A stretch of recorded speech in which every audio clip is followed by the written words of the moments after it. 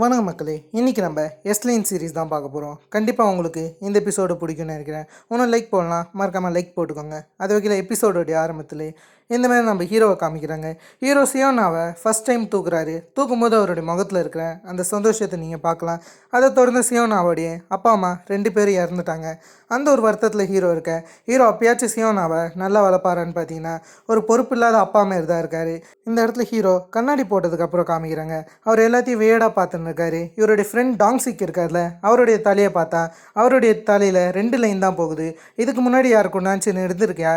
உனக்கு யாருனாச்சும் girl friend கல்யாணம் ஆகிறதுக்கு முன்னாடி இருக்காங்களான்னு கேட்டால் டாங்ஸிக் ஒருத்தவங்க மட்டும் இருக்கா, காலேஜ் டைமில் மீட் பண்ணதா சொல்ல ஹீரோவும் அதை கன்ஃபார்ம் பண்ணிக்கிறாரு. அதுக்கப்புறம் அந்த இடத்துக்கு பயத்தோட ஒரு பொண்ணு வரா, ஜீனான்னு சொல்லிட்டு. அந்த பொண்ணோடைய தலையில் 4 எஸ்லைன் இருக்குது. இருந்தாலும் அந்த பொண்ணை டாங்ஸிக் இன்ட்ராகேட் ரூமுக்கு கூட்டின்னு போயிடுறாரு. இந்த இடத்துல ஹீரோ சியோனா டேட் பண்ண அந்த பையனை கூட்டாரு.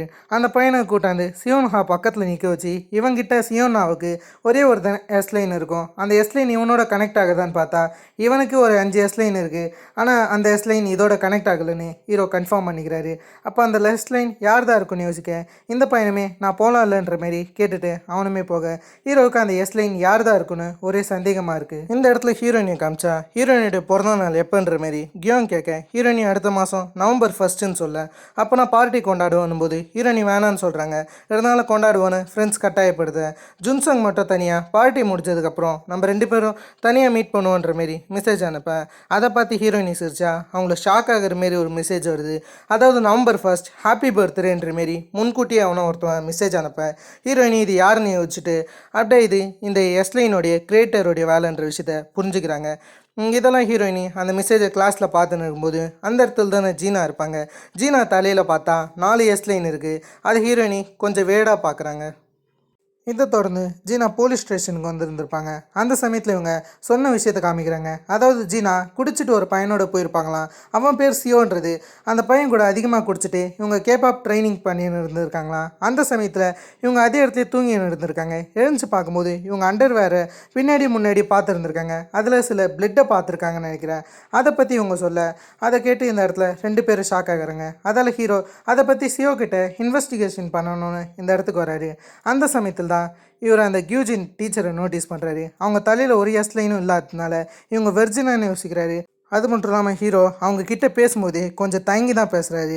அவங்களுமே சியோனா எப்படி இருக்காங்கன்னு விசாரித்தா அந்த இடத்துல ஹீரோ அவங்க பரவாயில்லன்ற மாரி ஒரு மாதிரி தயங்கிங்க தான் பேசுகிறாரு. லைட்டாக இன்ட்ரெஸ்ட்னு நினைக்கிறேன், க்ரஷ் வச்சுருக்காரு. அது அவர் பேசுறதுலேயே தெரியுது. அதுக்கப்புறம் இவங்க சியோ கிட்ட இன்வெஸ்டிகேஷன் பண்ணுறாங்க. சியோடைய பேரண்ட்ஸ் எங்கே இருக்காங்க, அன்றைக்கி நைட்டு என்ன நடந்துச்சுன்னு இந்த மாதிரியான டீட்டெயிலாம் சியோ கிட்டே கேட்கும்போது சியோடைய பேரண்ட்ஸ் அப்ராடில் இருக்காங்களா, இவன் சிங்கர் ஆகணும்னு சொல்லி தான் கொரியாவுக்கே வந்ததாக சொல்கிறான். அது மட்டும் இல்லாமல் இந்தமாரி அன்றைக்கி நைட்டு பெருசாக எதுவும் நடக்கலை, அவள் தூங்கிட்டான்ற மாரி அந்த மாதிரியான சில விஷயங்கள் சொல்ல ஹீரோ அவன் தலையில் ஒரே ஒரு எஸ்லைன் இருக்கிறத நோட்டீஸ் பண்ணிவிட்டு அப்படியே வெளியே போகிறாரு. போகும்போது அந்த இடத்துல ஹீரோயினி இருக்காங்க. ஹீரோயினி அந்த கிளாஸை நோட்டீஸ் பண்ணி ஹீரோவை தனியாக கூட்டு திட்ட ஆரம்பிக்கிறாங்க. இந்த கிளாஸை போட்டவங்களாம் என்ன நடந்துச்சுன்னு தெரியுமா, அந்த அப்பார்ட்மெண்ட் விஷயம் உங்களுக்கு ஞாபகம் இருக்கானே, அதை வாங்கலான்னு பார்த்தா ஹீரோ இது எவிடன்ஸ், இதை நீ வாங்கக்கூடாதுன்னு சொல்ல ஹீரோயினியும் எவிடன்ஸ் எதுக்கு நீங்கள் முதல்ல போட்டிருக்கீங்க, எவிடன்ஸ்னால் கைட்டி வைக்கணும் தானன்ற மாரி இவங்க இது விஷயமாக சண்டை போடும்போது அந்த இடத்துக்கு கியூஜின் வர ஹீரோயினியும் அதை பார்த்துட்டு பெருசாக எதுவும் பேசாமல் அந்த இடத்த விட்டு போயிடறாங்க. கியூஜினும் எதனாச்சும் ஆச்சான்னு கேட்க அந்த இடத்துல ஹீரோவும் அவள் என்னோட நெய்பர் தான், அதை பற்றி கவலைப்படாதீங்கன்னு சொல்ல அந்த இடத்துல இவங்களுக்கு பேசின்னு இருக்கும்போது ஹீரோ வந்து நான் உங்களுக்கு கால் பண்ணுறேன், நம்ம என்ன டின்னரில் சந்திக்கலான்னு சொல்லிட்டு போக அந்த இடத்துல கியூஜினாலையும் எஸ்லின் பார்க்க முடியுதுன்னு நமக்கு தெரிய வருது. ஆக்சுவலி இந்த விஷயத்தை நீங்கள் ஃபஸ்ட் எபிசோட்லேருந்து நோட்டீஸ் பண்ணியிருக்கலாம். இது பெரிய ட்விஸ்ட்டுன்னு எதுவும் கிடையாது, இது நமக்கு முன்னவே தெரிஞ்ச விஷயம் தான். அவங்க அப்படியே ஹீரோடைய எஸ்லைனை ஒரு மாதிரி பார்க்குறாங்க. இதுக்கு பின்னாடி உள்ள மாஸ்டர் மைண்டாக கியூஜினே இருக்க வாய்ப்புகள் இருக்குது. இது பெரிய ட்விஸ்ட்டுன்னு சொல்ல முடியாது. குயிஜன் கேரக்டர் ஃபஸ்ட்டு இன்ட்ரடியூஸ் பண்ணும்போதே இவங்களால் எஸ்லைனை பார்க்க முடியும்னு அதுக்கு பேர் கண்டுபிடிச்சிருக்க வாய்ப்புகள் இருக்குது. எவ்வளோ பேர் கண்டுபிடிச்சிங்கன்னு மறக்காமல் கமெண்ட் பண்ணுங்கள். இந்த பக்கம் டாங்ஸிக் வந்து சியோவை இன்வெஸ்டிகேட் பண்ணுறாரு. சியோவுடைய அந்த சில டெக்ஸ்டெல்லாம் எடுத்து பார்க்க அந்த இடத்துல ஆக்சுவலி அந்த ஜீனான்ற பொண்ணு தான் சியோவுக்கு ரூட் விட்டுருக்காங்கன்னு நினைக்கிறேன். அவங்க தான் ட்ரிங்க் பண்ண கூட்ட மாரி தெரியுது அந்த டெக்ஸ்ட் மூலியமாக.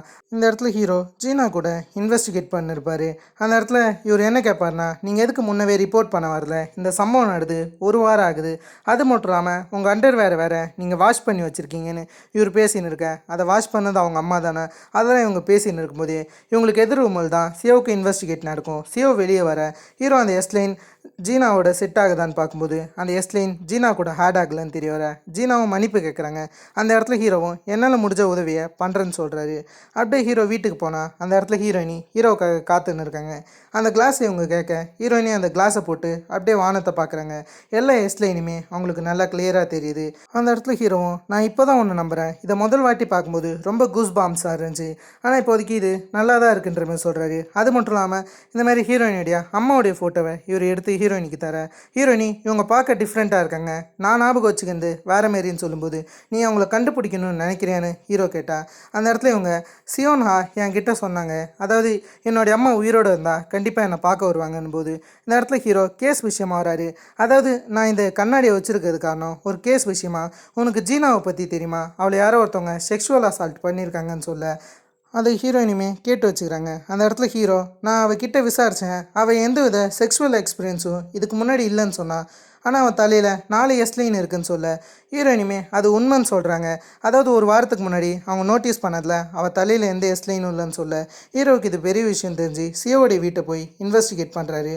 அதாவது ஜீனா எந்த இடத்துல தூங்கினா, எந்த இடத்துல சரக்கு அடித்து மட்டையானான்ற மாரி அந்த மாரியான விஷயங்களை இந்த இடத்துல இன்வெஸ்டிகேட் பண்ண ஹீரோயினி அவங்க வேலை செஞ்ச அந்த ஹோட்டலுக்கு போகிறாங்க.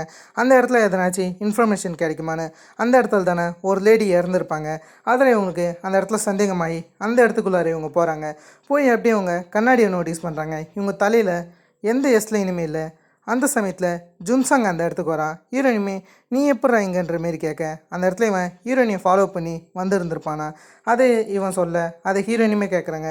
அதுக்கப்புறம் ஹீரோயினி இவங்க சொன்ன விஷயத்த சொல்கிறாங்க, நான் ஒரு வேடான விஷயத்த எப்பயும் எல்லாருடைய தலையிலையும் பார்ப்பேன்னு சொன்னல, அதை இந்த வாட்டி உன் தலையில் பார்த்த மாரி இருக்குன்னு இவங்க சொல்ல அதை கேட்டு அவன் பயந்துடுறான். பயப்படுறது மட்டும் இல்லாமல் ஹீரோயினியை அப்படியே ஹக் பண்ண ஹீரோயினுக்கு அது ரொம்ப பிடிச்சிருக்கு. அதுக்கப்புறம் அவன் திரும்ப வந்து இந்த இடம் வேறு கொஞ்சம் ரொமான்டிக்காக இருக்கா, அதில் ஹீரோயினிக்கிட்ட கொஞ்சம் கிளேஸாக நெருங்கி கிஸ் கொடுக்கலான்னு பார்க்க ஹீரோயினி கண்ணாடியை பார்க்குறாங்க.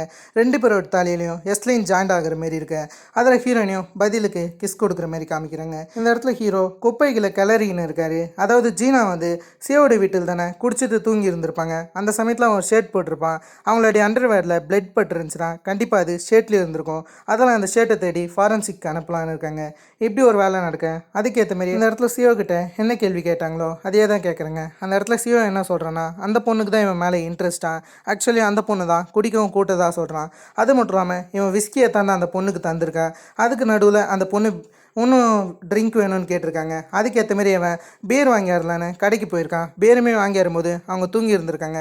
அதுக்கப்புறம் தான் அவன் பெட்டில் படுக்க வச்சதா சொல்கிறான். ஹீரோவுமே ஐடி கேட்கலையான்ற மாரி கேட்க நீ மைனர் ஆச்சு எப்படி பேர் தந்திருப்பாங்கன்னு போது அந்த இடத்துல அவனுமே கன்வீனியன்ஸ் ஸ்டோரில் ஐடிலாம் கேட்க மாட்டாங்க, வேணும்னா செக் பண்ணிக்கோங்கன்னு சொல்ல அவன் சொன்னது சரிதான். கன்வீனியன்ஸ் ஸ்டோரில் ஐடியெல்லாம் செக் பண்ணலை, அதெல்லாம் அவனுமே பீரை வாங்கிற மாரி காமிக்க. ஆனால் அதுக்கு நடுவில் சிசிடிவி ஃபுட்டேஜில் 4 பசங்க மாட்டியிருக்காங்க.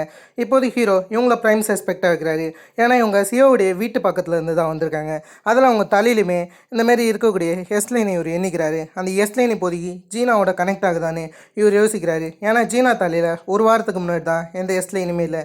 இப்படி ஒரு சந்தேகத்தை ஹீரோ வைக்க அதே சமயத்துலேயே ஜீனா நடந்து போகிறத ஹீரோயினி பார்க்குறாங்க. ஜீனா தலையில் இருக்கிற அந்த 4 எஸ்லைனுமே அவங்க கிளாஸில் இருக்கக்கூடிய ஒரு பசங்க மேலே கனெக்ட் ஆகிற விஷயத்த ஹீரோயினி நோட்டீஸ் பண்ணுறாங்க. இந்த விஷயத்தை ஹீரோ கிட்ட சொல்லலாம்னு நினச்சா அதுக்குள்ளார ஹீரோவே வந்துட்டார். ஹீரோ அவங்கள விசாரிக்க தான் வந்திருக்காரு. அந்த இடத்துல எல்லாருக்கிட்டையும் விசாரிக்கும் போது எல்லாருமே திமிரா நாங்கள் இல்லைன்னும் போது ஒரே ஒரு பையன் மட்டும் வாயை தவறி உளறிடுறான். அதில் இவனை இப்போதைக்கு ஹீரோ விசாரிக்கலான்னு இருக்காங்க. அதுக்கேற்ற மாதிரி இவனை வீட்டில் ட்ராப் பண்ணுறோன்னு சொல்லிட்டு அவனை சியோடைய வீட்டுக்கு கொண்டு போய் இந்தமாரி இந்த இடத்த சுற்றி பார்க்கலான்ற மாரி அவனை வேணும்னே வெறுப்பேற்றுறாங்க. இவன் மைனருன்றதுனால ரொம்ப நேரம் நம்ம ஆட்களால் இவனை வச்சிருக்க முடியாது. அதில் இவன் கூட இப்படியே பேசின்னு இருக்காங்க. கடைசியாக அவனை இந்தமாரி ஆக்சுவலி சம்பவம் நடந்த இடத்துக்கு கூட்டின்னு போகலான்னு பார்த்தா அவன் தப்பிச்சு ஓட ஆரம்பிக்கிறான். அதுக்கப்புறம் அவனை பிடிச்சிடுறாங்க. அவனை இந்தமாரி கொஞ்சம் வீக் ஆக்கிறது மட்டும் இல்லாமல் அவன்கிட்ட இப்போ விசாரிக்க ஆரம்பிக்கிறாங்க. அவனுமே மொத்த உண்மையுமே உளறிட்டான். அதாவது இது எதுக்கும் இவன் காரணம் கிடையாதான், இது மொத்தத்துக்குமே சியோ தான் காரணமா. ஆக்சுவலி அந்த பொண்ணு அங்கே இருக்கிற விஷயத்த சியோ தான் சொல்லி இந்த 4 பசங்களையும் கூட்டு இந்த 4 பசங்களை வச்சு அந்தமாரி சம்பவம் பண்ணியிருக்கிற விஷயத்த ஹீரோ கிட்ட அந்த பையன் சொல்ல சரின்னு திரும்ப ஹீரோ சியோவை விசாரிச்சா சியோ எந்தவித ப்ரூஃப்மே இல்லை, உங்களால் அரெஸ்ட் பண்ண முடியாதுன்னு சொல்ல, மற்றவங்க கொடுத்த ஸ்டேட்மெண்ட் இருக்குது, எல்லாருமே உன் மேலே ஸ்டேட்மெண்ட் தந்துட்டாங்க, அதெல்லாம் உன்னால் தப்பிக்க முடியாதுன்னு சியோவை நாலா பக்கமும் வளைச்சு போட்டுடுறாரு. கடைசி ஹீரோயினோட உக்காந்து போகிறாரு. அந்த கேஸ் கோர்ட்டுக்கு வரப்போகுதுல, எப்படி ஜட்ஜ் அதை ஹேண்டில் பண்ணுவார், இதுக்கேற்ற ப்ரூஃப்லாம் ஹீரோ கேட்டுன்னு இருக்காரு. கண்ணாடியை ஜட்ஜுக்கு போடுவோமான்ற மாரி அவர் ஃபன்னாக பேசின்னு இருக்கேன். ஹீரோயினி கண்ணாடியை போட்டால் மட்டும் எல்லாம் உண்மையாயிடாதுன்ற மாரி சொல்ல ஹீரோவுமே அதை புரிஞ்சுக்கிறாரு. அதுக்கப்புறம் ஹீரோவுக்கு ஹாஸ்பிட்டல்லேருந்து கால் வருது. ஹாஸ்பிட்டலில் என்னமோ ஒரு பிரச்சனைன்னு இவருக்கு புரிய வருது. அதில் சரின்னு சொல்லிட்டு ஹீரோயினை அதே இடத்துலையே ட்ராப் பண்ணிவிட்டு ஸ்ட்ரெயிட்டாக இவர் ஹாஸ்பிட்டலுக்கு போகலான்னு இருக்காரு. அதுக்கேற்ற மாரி ஹாஸ்பிட்டலுக்கு போனால் இவங்க அப்பாவை காணோன்னு சொல்கிறாங்க. அதில் சிசிடிவி ஃபுட்டேஜ் இவங்க செக் பண்ணி பார்த்தா அதில் கியூஜின் தான் இவங்க அப்பாவை கூட்டின்னு போகிற மாதிரி நல்லா தெளிவாகவே ஃபுட்டேஜ் இருக்குது. அதில் ஹீரோவுக்கு சந்தேகம் வருது, எதுக்கு கியூஜின் இந்த மாரி இவங்க அப்பாவை கூட்டின்னு போகணுன்னு, இதுக்கு பின்னாடி என்னமோ ஒரு விஷயம் இருக்குன்ற விஷயத்த இவர் புரிஞ்சுக்கிறாரு. அது மட்டும் இல்லாமல் இவர் சியோன்ஹாவை ஹாஸ்பிட்டலில் பார்க்கலான்னு இருக்காரு. அதுக்கேற்ற மாதிரி வேகமே ஒரு ஹாஸ்பிட்டலுக்கு போகிறாரு. அந்த இடத்துல சியோனா இருக்கேன். திடீர்னு எஸ்லின் வேற எங்கேயோ போகுது. எங்கே போகுதுன்னு பார்த்தா ஹீரோடைய அப்பாவோட தான் போகுது. அதை பார்த்து ஹீரோ ஷாக் ஆகிட்டாரு. அவர்கிட்ட வந்து சியோன்ஹாவை பார்க்க ஹீரோ கடுப்பாய் அவர் தள்ளி விடுறது மட்டும் இல்லாமல், உங்களுக்கு எப்படி இப்படி மனசு வந்துச்சு, ஒரு சின்ன பொண்ணை நீங்கள் எப்படி அப்யூஸ் பண்ணலான்னு அந்த இடத்துல அவர்கிட்ட கேட்க அவரால் எந்த வித பதிலும் சொல்ல முடியல. ஹீரோ தான் பயங்கரமாக அந்த இடத்துல கத்தின்னு இருக்காரு. இதை தொடர்ந்து ரெஸ்டாரண்ட்டில் வேலை செய்கிற ஜூனை காமிக்கிறாங்க. ஜூன்மே இந்தமாரி வேலை செஞ்சிருக்கும்போது ஒரு வீடியோ ஃபுட்டேஜ் வருது. அதை பார்த்து இவங்க ஷாக் ஆகிறாங்க. ஏன்னா இவங்க யார் கூடயும் ஒன்றா இருக்கிற மாரி வீடியோ ஃபுட்டேஜ் வர, இவங்க இந்தமாரி கிளாஸ்க்கு போனதுக்கப்புறமும் இந்த ஒரு டார்ச்சரில் தான் இருக்காங்க. அதுக்கப்புறம் அவன் மெசேஜ் அனுப்பிச்சு நீ என்கிட்ட பேச போகிறது இல்லையான்ற மாரி செமையாக மெசேஜ் அனுப்பேன். அவங்க அழுதுன்னு தான் இருக்காங்க. இதை தொடர்ந்து இவங்களுக்கு என்ன பண்ணுறதுன்னு தெரியல. இது வெளியே வந்தால் அசிங்கமாகிடும்னு சூசைட் பண்ணலான்னு இவங்க ரோட்டுக்கு நேராக போக கடைசியாக கியூஜின் தான் வந்து காப்பாற்றுறாங்க. அவங்க இந்தமாரி காஃபி வேணும்னு சொல்ல சரின்னு இவங்களுக்கு போட்டு கொடுக்குறாங்க. அந்த சமயத்தில் இதை நான் உனக்கு சீக்கிரமாகவே தரேன்ற மாரி ஒரு கிளாஸை முன்னாடி வைக்க இவங்களுக்கு எதுக்கு இதை இவங்க தரணும்னு புரியல. நான் இப்போதைக்கு இந்த இடத்த விட்டு போகிறேன்னு கியூஜின்னு சொல்கிறாங்க. சரின்னு ஜூனும் அந்த கிளாஸை எடுத்துக்கிற மாதிரி தெரியுது. இந்த இடத்துல ஹீரோயினி ஜுன்சாங்காக பஸ் ஸ்டாண்டில் வெயிட் பண்ணேன். அந்த இடத்துக்கு ஜுன்சாங் வரது மட்டும் இல்லாமல் நான் இதை உங்ககிட்ட முன்னவே சொல்கிறேன், ஹாப்பி பர்த்டேன்னு விஷ் பண்ணேன். அந்த இடத்துல ஹீரோயினியும் சந்தோஷப்பட்டு ஒரு ஃபேவர் கேட்குறாங்க. இந்த மாதிரி அவனோட இடத்துக்கு போகிற மாரி. அந்த இடத்துல இவங்க 2 பேர் தான் இருக்காங்க. ஜுன்சாங்க்கு என்ன பண்ணுறதுன்னு தெரியல. 2 பேரும் பதட்டமாக இருக்கேன். அந்த இடத்துல ஜுன்சாங் உனக்கு என்ன பிடிக்குமான்னு ஓப்பனாக கேட்க அந்த இடத்துல ஹீரோயினிக்கு என்ன சொல்கிறதுன்னு தெரியல. அவங்களுமே ஆமான்னு தலையாட்ட. அதுக்கப்புறம் இவன் என்ன சொல்கிறான்னா நான் எப்படி இதை பண்ணுறதுன்னு தெரியல, என்கிட்ட அது இல்லைன்ற மாரி அவன் சொல்ல ஹீரோயினுமே அந்த கவரை எடுத்து காமிக்கிறாங்க. ஆனால் அவன் அப்படியே ஹீரோயினை பார்த்து சிரிக்கிறது மட்டும் இல்லாமல் அதை வாங்காமல் அப்படியே கிஸ் கொடுத்து இவங்க 2 பேரும் ஒன்றா இருக்கிற மாரி காமிக்கிறாங்க. ஏதோ தொடர்ந்து இவங்க 2 பேரோடைய தாலியிலையும் எஸ்லைன் ஜாயிண்ட் ஆகிற மாரி காமிக்க நெக்ஸ்ட் இவங்க வெளியே வந்துட்டாங்க. அந்த இடத்துல ஹீரோயினிக்கு பசி எடுக்குதான்னு ஜுன்சங் கேட்டால் ஹீரோயினி கடைசி பஸ் இருக்குது, அதுக்கு நான் போனோன்ற மாதிரி சொல்கிறாங்க. அதான் வீட்டுக்கு போகுன்னு சொல்ல அப்படியே ஜுன்சங்கும் கொஞ்ச நேரம் மட்டும் நீங்கள் வெயிட் பண்ண முடியுமா, நான் ஒரு முக்கியமான வேலையாக போயிட்டு வரேன்ற மாரி ஜுன்சங் சொல்ல ஹீரோயினுமே வெயிட் பண்ணுறேன்னு சொல்கிறாங்க. சரின்னு ஜுன்சங் எங்கே போகிறாருன்னா ஹீரோயினிக்காக கேக் வாங்கியாரு தான் போகிறாரு. அதுக்கேற்ற மாதிரி ஜுன்சங் கேக் வாங்கியாந்து ஓடி வரும்போது ஹீரோயினி அவங்க தலையில் இருக்கிற எஸ்லைனை பார்க்குறாங்க. முதல் வாட்டி இருக்குல்ல, அதில் இவங்க அதை பார்த்து ஒரு மாதிரி தொட ட்ரை பண்ணுறாங்க. திடீர்னு அவங்க எஸ்லைன் இன்வின்சிபிள் ஆகுது. அந்த இடத்துல எல்லாரும் கத்த ஆரம்பிக்கிறாங்க. ஹீரோயினியும் என்ன நடந்துச்சுன்னு கிட்ட போனால் ஜுன்சங் இறந்து இருக்க, ஹீரோயினியோட கைகள் முழுக்க ரத்தம் படிஞ்சிருக்கு. அந்த ஒரு ரத்தத்தோட வருத்தமாக படிக்கட்டில் உட்காந்து இருக்காங்க. அந்த இடத்துல இவங்க வருத்தத்தோடு இருக்கும்போது ஒரு மெசேஜ் வருது, ஹாப்பி பர்த்டேன்னு வரது மட்டும் இல்லாமல் கியாங் யாரோ ஒருத்தவங்க அடைச்சி வச்சுருக்காங்க. அதை பார்த்து ஹீரோயினி ஒன்றும் கஷ்டப்படுறாங்க. அது மட்டும் இல்லாமல் இவங்க ஹீரோ கிட்ட ஹெல்ப் கேட்குறாங்க. ஹீரோவுக்கு கால் பண்ணி சரின்னு ஹீரோவும் வந்துட்டார். ஹீரோ வந்தவொடனே சியோனா தலையில் இருக்கிற அந்த எஸ்லைனை பற்றி ஹீரோயினிக்கு தெரியுமான்ற மாதிரி இவர் விசாரிக்கிறாரு. அந்த இடத்துல ஹீரோயினிக்குமே தெரியும்னு சொல்ல இதை ஏன் சொல்லன்னு ஹீரோ கொஞ்சம் கஷ்டப்படுறாரு. அந்த இடத்துல ஹீரோயினி இவங்களுக்கு டெய்லி பர்த்டே அன்றைக்கி ஹாப்பி பர்த்டேன்னு ஒரு மெசேஜ் வருமா, அதை ஃபஸ்ட்டு இவங்க அம்மா தான் அனுப்புறதா இவங்க நினச்சிக்கின்னு இருந்தாங்களாம். அதுக்கப்புறம் தான் அது யாருன்னு போக போக புரிஞ்சதா சொல்லிவிட்டு அப்படியே அவங்க ஃபோனை எடுத்து ஹீரோ கிட்ட காமிக்கிறாங்க. கியாங்கோடைய அந்த வீடியோ தான். சரின்னு ஹீரோவுக்கும் அது யாருன்னு புரிஞ்சிச்சு, கியூஜனாக இருக்கலாம்னு சொல்லிட்டு ஸ்கூலுக்கு போகிறாங்க. ஹீரோயினி ஒரு ரூம்குள்ளார போகிறாங்க. கடைசியில் பார்த்தா அந்த ரூம்குள்ளார போனால் ஹீரோயினி மட்டும் தான் போகிறாங்களே தவிர ஹீரோ போக முடியல. ஆக்சுவலி 2 ரூமே இன்டர் கனெக்டடாக இல்லை. அந்த இடத்துல ஹீரோயினி போய் எப்படியோ அந்த கியாங்கன்ற பொண்ணை காப்பாற்றிடுறாங்க. எந்த உண்மையுமே சொல்லாமல் ஹீரோயினி 2 பேருமே தனித்தனியாக வேற ஒரு பேரலல் யூனிவர்ஸ் ஆட்டம் ஒரு இடத்துல மாட்டிக்கினாங்க. எங்கே இருக்காங்கன்னு 2 பேருக்கு தெரியல. 2 பேரும் தனித்தனியான இடத்துல இருக்காங்க. ஹீரோ ஒரு பக்கம் மேலே போக, ஹீரோயினி ஒரு பக்கம் கீழே போகன்ற மாரி இது ஒரு டைம் லூப்பாக நடந்துன்னு இருக்கேன். திடீர்னு ஹீரோ ரூஃப் டாப்க்கு போகிறாரு. அந்த டோர் அடிக்கிற சத்தம் ஹீரோயினி கேட்க அதில் நம்ம ரூஃப் டாப்க்கு போகணுன்னு ஹீரோயினி புரிஞ்சுக்கிறாங்க. சரின்னு இவங்க ரூஃப் டாப்க்குமே போகிறாங்க. ஆனால் ரூஃப் டாப்பில் ஹீரோ இல்லை. ஹீரோ வேறு எங்கேயோ ஒரு டைமென்ஷனில் மாட்டிக்கிற மாரி நமக்கு காமிக்கிறாங்க. அந்த இடத்துல ஹீரோவுமே என்ன நடக்குதுன்னு பார்க்கும்போது முன்னாடி ஜூன் இருக்காங்க. ஜூன் நான் ஒரு பர்பஸை கண்டேன்னு சொல்ல என்ன பர்பஸ்னு நமக்கு காமிக்கிறாங்க. ஜூன் அந்த கண்ணாடியை எடுத்து போட்டிருக்காங்க. அதுக்கப்புறம் இவங்க இந்த கண்ணாடி எடுக்கு நீங்கள் என் கிட்ட தரணும்னு கியூஜின் கிட்ட கேட்க கியூஜின் என்ன சொல்கிறாங்கன்னா இது உனக்கு தரப்பட்ட கிஃப்ட்டுன்னு வச்சுக்கோ. நீ எதுக்காக ஆசைப்படுற? சாகணும்னு நினைக்கிறியா இல்லைனா சாக அடிக்கணும்னு நினைக்கிறியா? இது ரெண்டுமே உன் கையில் தான் இருக்குது. உனக்கான முடிவை நீ எடுன்னு சொல்ல அதுக்கப்புறம் இவங்க இந்த ஒரு முடிவுலேருந்து சாகடிக்கிறத சூஸ் பண்ணியிருக்காங்க. அதுக்கப்புறம் ஏகப்பட்ட பேரை குத்தி கொண்டு இருக்காங்க. இதெல்லாம் நமக்கு தெரிய வருது. இதான் ஜூனுடைய பர்பஸ்ன்னு அவங்க சொல்கிறாங்க. இந்த பர்பஸ் எனக்காக உருவானதுன்னு சொல்லிட்டு ஜூனை ஆரம்பத்தில் ஒருத்தவன் பிளாக்மெயில் பண்ணியிருப்பால அவன் தான் நினைக்கிறேன் அவனுடைய தலையை துண்டை வெட்ட இதை ஹீரோ தூரத்துலேருந்து பார்க்குறாரு. இந்த இடத்துல கியாங் கிட்ட ஹீரோயினி உண்மையை சொல்லலான்னு முடிவு எடுத்துட்டாங்க. நான் உங்ககிட்ட ஒரு விஷயத்த சொல்ல என்னால் ஸ்ட்ரேஞ்சான விஷயங்களை பார்க்க முடியும்னு சொல்ல ஸ்ட்ரேஞ்சான விஷயம்னா எனக்கு புரியலன்னு அந்த கிளாஸோட கியாங் திரும்புகிறாங்க. ஹீரோயினுமே இந்த கிளாஸ் எங்கே கிடச்சிதுன்னு சொல்ல இப்போ தான் நான் இதை புரிஞ்சுக்கிறேன். இது ரொம்ப அமேசிங்காக இருக்குன்னு சொல்ல இது அமேசிங் கிடையாது, அதை கேட்டுன்ற மாரி ஹீரோயினி அவங்க கூட சண்டை போடலான்னு இருக்காங்க. இது ஒன்றும் அவ்வளோ நல்லது கிடையாதுன்ற மாரி இவங்க சொல்ல அதுக்கேற்ற மாரி இந்த பக்கம் இந்த வேர்ல்டில் கியூஜின் வராங்க. அவங்க தலை முழுக்கவே அவ்வளோ எஸ்லைன்ஸ் இருக்குது. அதோட இவங்க வரது மட்டும் இல்லாமல் முன்னாடி என்னமோ ஒன்று போற்றி வச்சுருக்காங்க. என்னன்னு பார்த்தா ஹீரோடைய அப்பா தான் அவருடைய கையெல்லாம் கட்டி போட்டு வச்சுருக்கேன். ஹீரோ அவங்க அப்பாவுடைய கையை அவுக்கலான்னு வராரு. அந்த சமயத்தில் கியூஜின் அவங்க கையில் இருந்த கத்தியை ஹீரோ கிட்ட தரது மட்டும் இல்லாமல் சியோனாவுக்கு நீ என்ன பண்ண போகிறன்ற மாரி ஹீரோ கிட்ட கேட்க ஹீரோமே அந்த கத்தியை வாங்குறாரு. அவங்க அப்பாவை கொள்வாருன்னு பார்த்தா அவர் கியூஜினுக்கு எதிராக திரும்பிட்டார். கியூஜின் அந்த கத்தியை அசால்ட்டாக பிடிக்கிறது மட்டும் இல்லாமல் உன்னால் என்ன எதுவும் பண்ண முடியாதுன்னு சொல்கிறாங்க. அதுக்கப்புறமும் ஹீரோ துப்பாக்கி எடுத்து அவளை சுட ஆரம்பிக்க அவளை சுற்றி ஷீல்டாக இருக்குது. அதில் அவள் அசால்ட்டாக இதுலேருந்து தப்பிச்சிட்டா. அதுக்கப்புறம் ஹீரோவை தூக்கிறது மட்டும் இல்லாமல் நீ இதுக்கான பர்பஸை புரிஞ்சிக்கலான்ற மாரி ஹீரோ கிட்ட சொல்கிறாங்க.